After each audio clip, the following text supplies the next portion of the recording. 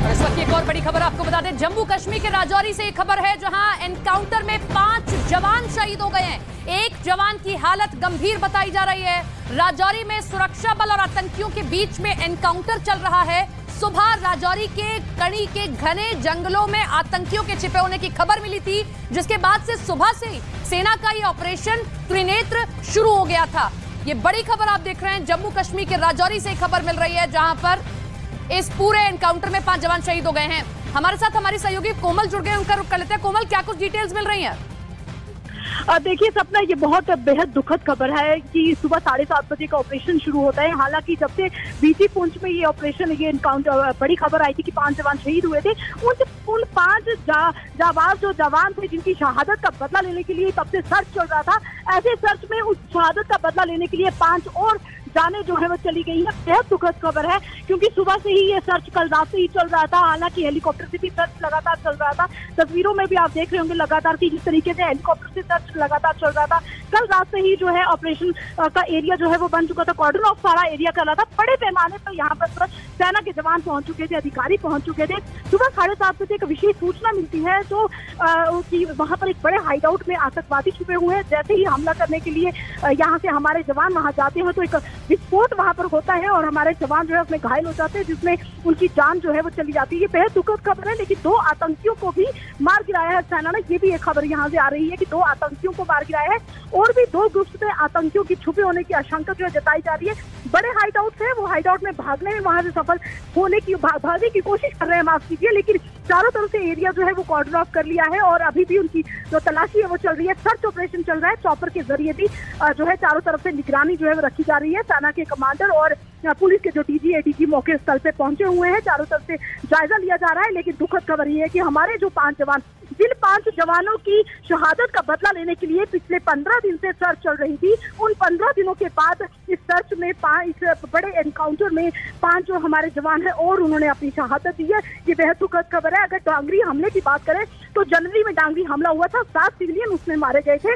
उसके बाद 5 जवान हमारे बीजी में जाते हैं। तो अभी तक हम काउंटर टोटल करें तो इन 5 महीनों में हमारे 19 लोगों की जान गई है। बेहद दुखद खबर है जी सपना। कोमल, मैं लौट रही हूँ आपके पास में। तस्वीरें देखिए उसी इलाके से आ रही हैं, कुछ देर पहले की तस्वीरें जो सामने आई हैं। पूरे इलाके को कॉर्डन ऑफ कर लिया गया है, पूरे इलाके में सर्च ऑपरेशन अभी भी चलाया जा रहा है। ये बहुत दुखद खबर है कि 5 जवानों की हमारी शहादत हुई है। लेकिन इस बीच खबर यह भी आ रही है कि 2 आतंकियों की मारे जाने की भी खबर है, लेकिन अभी भी इलाके में सर्च ऑपरेशन जारी है। और जिस तरीके की जानकारी कोमल दे रही है, देखिए अभी हेलीकॉप्टर के जरिए भी पूरे इलाके में सर्च अभियान चलाया जा रहा है। कोमल का फिर से रुख करेंगे। कोमल, आतंकियों को लेकर कोई अपडेट दिया गया है? कितने आतंकी मारे गए हैं, कितने और छिपे होने की आशंका और कहां तक ये फैले हुए हैं? बिल्कुल, देखिए सपना, ये जो एरिया है कोट रंका, मैंने आपको पहले ही बताया कि बीजी में जब हमला हुआ था वहां से अगर पहाड़ी क्षेत्र का अगर हम जायजा लें तो 14 से 15 किलोमीटर का दिन लग जाते हैं अगर हम पैदल जाते हैं। और आप देखिए कि इन्होंने कितने दिनों में वहां से अपने हथियारों का जखीरा लेके ये उस समय वहां पर इन्होंने हाइड आउट बनाया है। लोकल की सपोर्ट से ही वहां पर पहुंचे हैं। हालांकि कुछ दिन पहले जो सिविलियन जो की वहां पे लोकल मेंबर का जो निसार अहमद था, उसको हिरासत में पुलिस ने लिया था। उसने भी बहुत सारी जानकारियां दी थी और जहां जहां उसने जानकारियां दी थी कि वहां उनके हाइड आउट है, कि उस निसार अहमद ने आतंकियों की मदद की थी, उसी ने उनके हाइड आउट का रास्ता बताया था।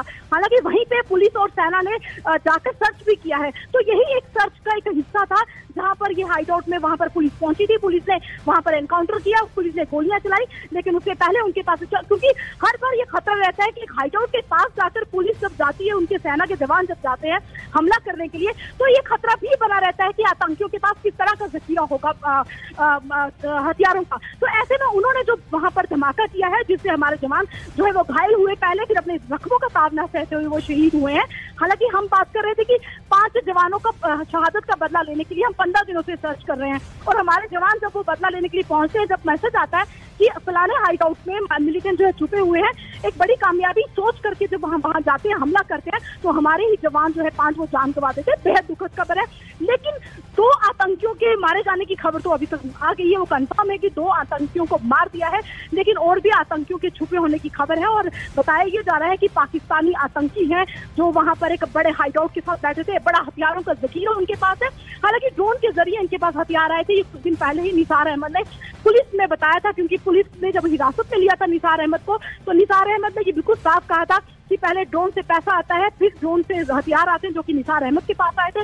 निसार अहमद ने वो हथियारों का जखीरा अपने घर में रखा था और उन्हीं हथियारों के जखीरे के साथ ये मिलिटेंट जब बाद में LOC क्रॉस करते हैं तो ये उनके पास निसार अहमद ने उनको हथियारों का जखीरा दिया था, जिससे इन्होंने आज एक बड़े हमले को अंजाम दिया। जी सपना। कोमल, इस पूरे इलाके के बारे में भी जरा जानकारी दी, कैसा ये इलाका है? जैसा आप हाइडआउट की जानकारी दे रही हैं, पुलिस को इस बात की या सुरक्षा बल को इस बात की जानकारी मिली थी, वो वहां पर पहुंचे हैं, इस बात का तो इल्म इनको भी होगा कि बड़ा हथियारों का जखीरा उनके पास होगा, लेकिन इस तरीके से छुपे हुए हैं, क्या आसपास के लोग भी मदद कर रहे हैं? इलाका कैसा है? ये इनके लिए छुपने के लिए बड़ा मुनासिब है?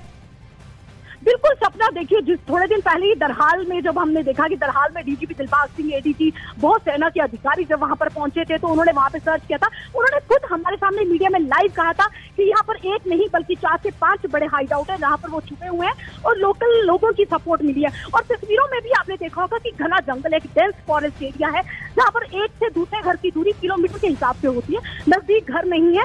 ऐसे में जंगलों का सहारा लेकर और उन्होंने एक सेना की वर्दी जैसे रंग ही पहने होते, वो केवल रंग बिरंगे कपड़ों में नहीं होते, वो कोशिश करते हैं कि वो ऐसे कपड़े पहने जो हरे रंग के हो या फिर सेना के प्रिंट वाले कपड़े हो, जिससे कि उनको ढूंढने में मुश्किल हो। तो ऐसे में वो बहुत पुख्ता तौर पे बहुत सी चीजें उनके पास, हर चीज का 3-3 महीने वो यहाँ पर रुकते हैं। इससे साफ अंदाजा लगाया जा सकता है वो किन चीजों के साथ और कितने बड़े हथियारों के जखीरे के साथ वहां पहुंचे। हालांकि पुलिस ने भी बार बार कहा है कि बिना लोकल की सपोर्ट से वो इतना बड़ा हमले को अंजाम नहीं दे सकते। हालांकि वो LOC पार तो खाली हाथ करते हैं, लेकिन LOC पार करने से पहले ही लोकल्स के पास उनका हथियारों का जखीरा धीरे धीरे ड्रोन के जरिए पहुंच जाता है। कितनी बार ड्रोन एक्टिविटी हुई है, तो ऐसा नहीं है कि ड्रोन सिर्फ खाली आता है और चला जाता है। ड्रोन के जरिए वो नोट भी भेजता है, पैसे भी भेजता है, ड्रग्स भी भेजता है और हथियारों का जखीरा भी भेजता है। ऐसे में निसार अहमद के साथ जो और 3 बिलाल को पकड़ा था, 3-4 लोग जो पकड़े गए थे, तो जाहिर सी बात है उन्होंने बहुत बड़ी मदद की थी, इतनी बड़ी मदद की। और जब उनको पुलिस ने पकड़ा, इंटेरोगेशन हुई, तो उसके दौरान उन्होंने खुद उगला था कि उन्होंने किस तरीके से उनकी मदद की है आतंकियों की, और किस तरीके इस मदद के बाद उन्होंने खुद कहा, निसार अहमद ने कुछ दिन पहले ही कहा था कि कितनी जगह पे उनके हाइड आउट है। ये ऐसे एरिया में हाइड आउट नहीं है, ये डांगरी के रास्ते हुए जाते ही जहां डांगरी में आतंकियों ने हमला किया था, उसी रास्ते से यही कोट रंग का भूतल का रास्ता पड़ता है और एक घना जंगल है। आप वहां से पैदल नहीं जा सकते हैं, नींद कंटीली तारे लगी हुई है, घना जंगल है। आप ऐसी स्थिति में जब वहां से जाते हो तो आप खुद वहां से जब पुलिस जाती है तो वो खुद मुश्किल में पड़ जाती है कि ऐसी सिचुएशन, ऐसे घने जंगलों में जो उन्होंने गुफाएं बनाई है, वहां गुफाओं में बैठकर आतंकी क्या क्या प्लान करते हैं और लोकल की मदद लेते हैं। जाहिर सी बात है गुफाओं में खाना नहीं बनता, लेकिन उनके पास कुछ ऐसे ड्राई फ्रूट्स होते हैं, कुछ ऐसी ड्राई आइटम्स उन्होंने रखी होती है जिनको खाकर वो अपने दिन वहां पर गुजारते हैं और बड़ा प्लान करते हैं। और देखिए आप किस तरीके से एक विशेष इंपॉर्टेंट सूचना मिलती है जिसके आधार पर पुलिस के वहां पर, सेना के और पुलिस के जवान जो वहां पर जाते हैं और ये सोच के जाते हैं कि आज 5 जवानों का बदला लेना है जिनकी शहादत हुई थी 20 अप्रैल को। तो आपने देखा कि आज 15 ही दिन हुए थे 5 जवानों की शहादत का बदला लेने के लिए 5 और जवानों ने अपनी जानें गंवा दी है।